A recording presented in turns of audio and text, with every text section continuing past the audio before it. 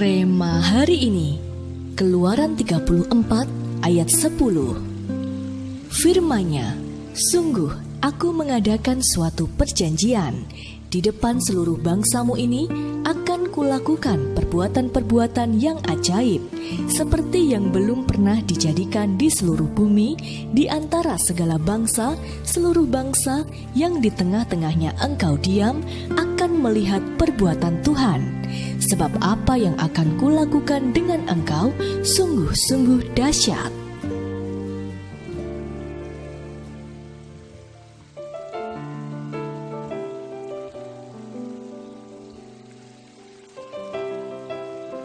Ada sebuah masa ketika bangsa Israel dikuasai bangsa Midian selama 7 tahun.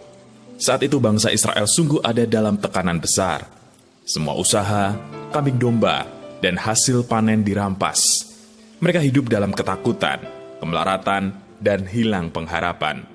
Keadaannya seperti tulang-tulang kering tanpa kehidupan. Bahkan mereka sampai harus bersembunyi dalam gua-gua di pegunungan.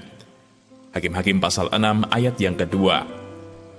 Sampai suatu saat mereka berseru-seru kepada Tuhan dan Tuhan datang melawat seperti hembusan angin yang keras. Tuhan membangkitkan Gideon. Awalnya ia bagai tulang-tulang kering tanpa kekuatan apa-apa, tetapi tiba-tiba rohnya jadi hidup dan menyala-nyala, sehingga ia sungguh-sungguh dipakai Tuhan untuk membangkitkan dan memimpin Israel mengalahkan bangsa Midian yang banyaknya seperti belalang. Sama seperti yang terjadi dengan para rasul pada peristiwa Pentakosta. Mereka yang awalnya ada dalam ketakutan dan tekanan, ketika tiupan angin yang keras dari Tuhan datang, hidup mereka langsung berubah. Kisah Para Rasul pasal 2 ayat yang kedua, yang tadinya seolah-olah mati, sekarang hidup kembali. Tadinya tanpa kekuatan, sekarang jadi penuh kuasa. Tadinya ada dalam tekanan, sekarang penuh keberanian mendemonstrasikan kuasa Tuhan. Hembusan angin yang keras itu pun membawa mereka menjadi tanda ajaib di depan banyak bangsa. Jelas, ada kuasa yang luar biasa ketika tiupan angin Roh Kudus itu dihembuskan. Hal ini juga yang akan terjadi dalam hidup kita. Percayalah Tuhan sedang menghembuskan angin Roh Kudus-Nya. Yang hilang harapan akan diberikan harapan baru, yang lebih besar dan lebih luar biasa. Yang sakit akan disembuhkan, yang hidup dalam tekanan akan diberi keberanian. Semua itu dikerjakan oleh Tuhan.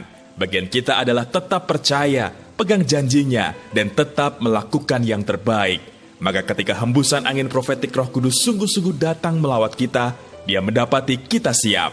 Haleluya!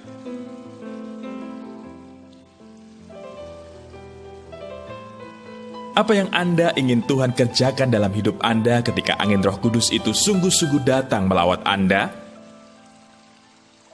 Adakah yang menghalangi Anda untuk semakin percaya bahwa Tuhan akan datang melawat hidup Anda? Bagaimana cara Anda mengatasinya?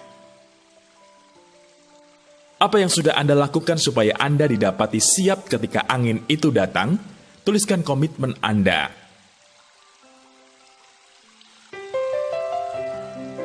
Tuhan Yesus, terima kasih atas hembusan angin Roh Kudus yang Engkau nyatakan di tengah-tengah kami.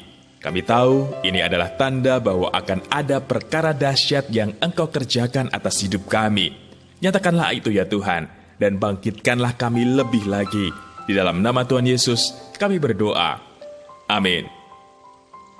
Begitu angin profetik Roh Kudus berhembus, maka kegerakan besar dan mujizat-mujizat besar pasti terjadi.